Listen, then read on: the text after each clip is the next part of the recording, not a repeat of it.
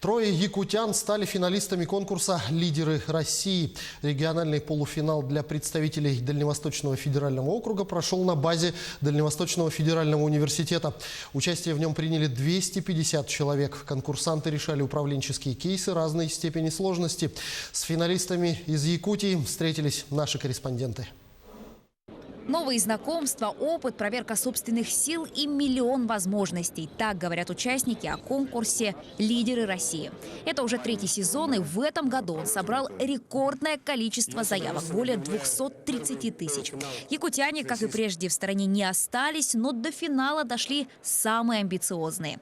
Среди них и заместитель главы Нюрингринского района Артем Фирстов. В этом конкурсе он участвовал и в прошлом году. Дошел до полуфинала, но тогда занял 84-ю позицию.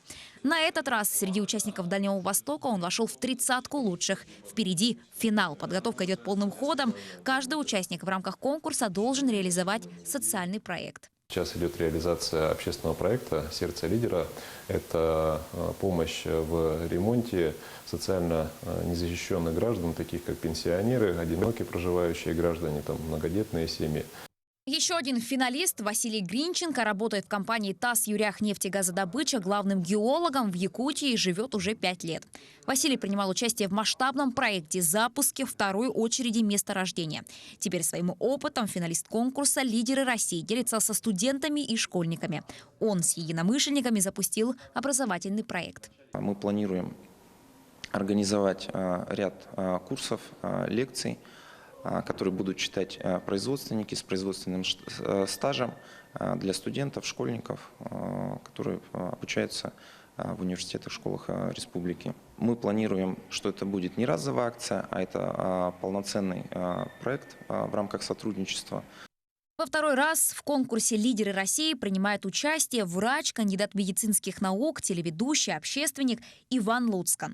И на этот раз он дошел до финала. Как признался сам Иван, самым сложным испытанием для него стал контрольный тест по приезде во Владивосток. Но упорство и вера в себя взяли верх. Интересно было узнать, что эксперты хорошие баллы за инновационность, за нестандартные решения выставили, за возможность участвовать в изменениях, решениях, и разные эти плюсы оценили. Лично для себя, как я сам себя оцениваю, то, что я достаточно коммуникабелен, нахожу общий язык с людьми.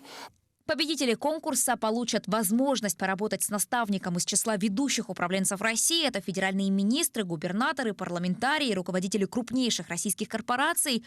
У финалистов из Якутии есть свои предпочтения. Я об этом, честно говоря, еще не думал, но, скорее всего, Монтро. Давно хотел познакомиться с Германом Оскаровичем Грефом. Но если будет кто-то другой, я тоже буду рад. Действующего президента нашей страны, потому что Владимир Владимирович заслуживает, во-первых, уважения, потому что 20 лет его власти, он и испытывает колоссальную и нагрузку, и у него знания есть в разных областях. Проект «Лидеры России» был запущен по инициативе президента страны Владимира Путина. Он призван выявлять успешных управленцев, руководителей нового поколения.